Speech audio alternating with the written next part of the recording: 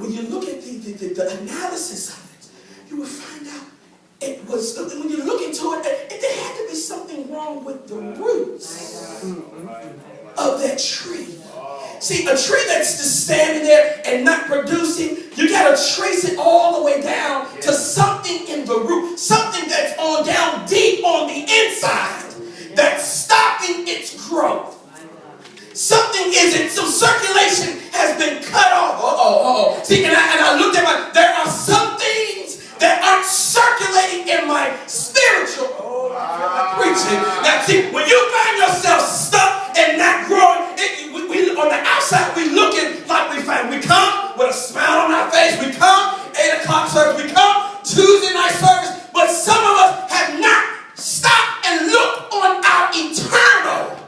Our internal, oh God, I feel like preaching. See, that's why it's necessary to come to the self-confrontation, because this class tells us now we got to look at the roots.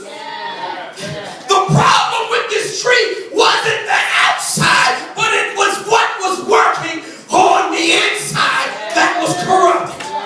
Oh God, help me, Father. We got to understand, we may look the part. We may even try to act the part, but for some of us, for all of us, most of us, there's some things we got going on wrong on the inside. I'm talking about it's natural. I looked up something, co-pastor, and it literally blew my mind. I watch a whole lot of TV, and for the purposes of getting educated. I like watching a while. Sometimes I switch over to the medical, Discovery Medical. If I could get over the sight, Sister Michelle, of blood, I think I'd be a pretty good doctor. I think I could operate with some of y'all. But I can't get past. But one of the sessions, one of the things I looked up, they had this one thing that we're looking at, and this person had a tumor.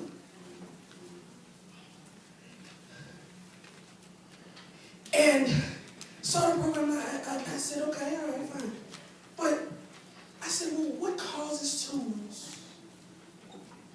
What happens to them? How you get them? Oh, there's no known reason. It just happens in this excess of cells growing in the area, and it inflames and starts growing. Okay, fine. That's that. But if you don't do anything about it,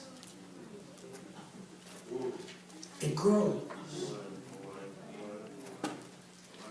Tumors need something alive to feed off of in order to grow.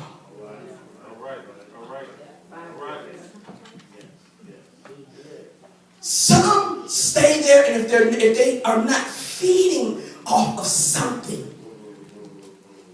they will just be there and they will die away. But this formation fights against the body, but it can only live if it's feeding. And I thought about things. There are some hurts and some things that we choose not to deal with. Yeah. And we let it stay there. But it's feeding on something. It's feeding on thoughts. And co-pastor illustrated it on Thursday. Every time something comes near that, it implodes itself. Feeding. How many of us have taken unresolved issues? Things that are a danger to our system. Oh my! See, there are things that are.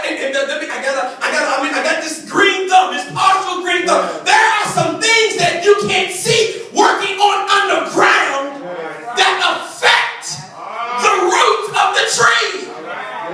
You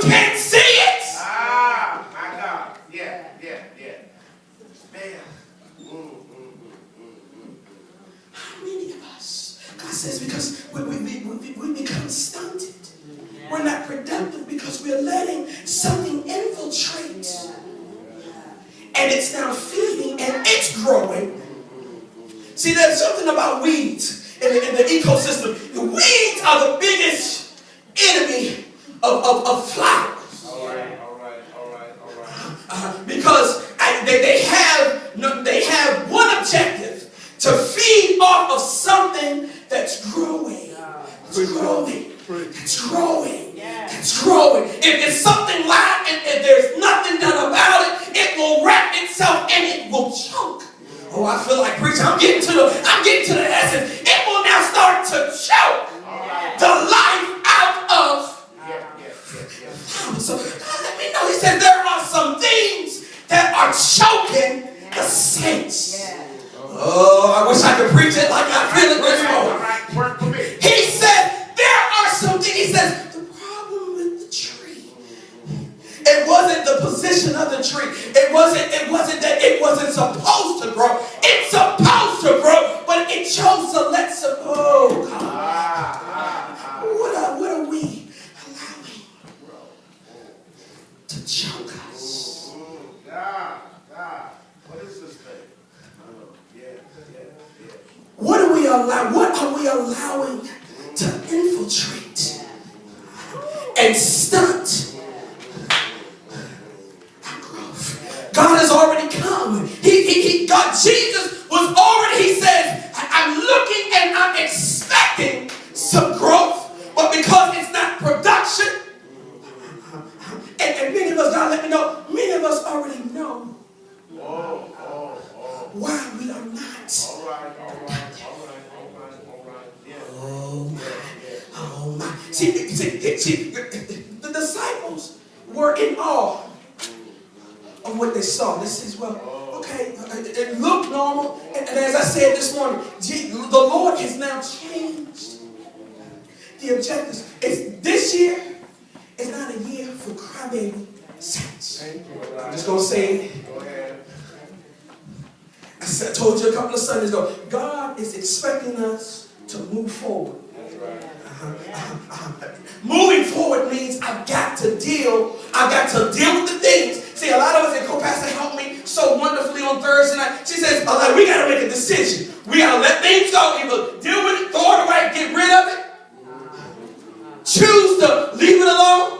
Or if you're going to address it, when you address it, deal with it and let it go. God says, I'm not taking stragglers.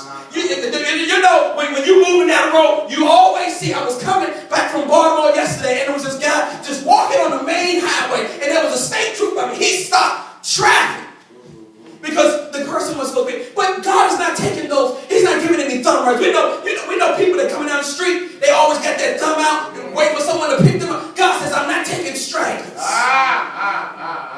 He says, I need everyone on board. Let me get to my points. All right. Stay right there. Stay there. I like that. Yeah, can you listen for me? Micah said it like this. God came to him. He says, I'm not getting the best. Let me. He opened up the 7th chapter of Micah by saying this. God is expecting the first figs, or the most ripest. No, that's not a correct word. But God is looking for something that is matured and ready. And because he cannot find it, I thought about that. The tree was fruitless. God is expecting something from it. But there's another segment. Even God is expecting rightness. He is expecting production from us. Let me move on to the next one. Because he did not see what he intended, what he had desired to see, he decided to cut it off. I said it this morning to Cynthia. I don't want God to cut me off because of something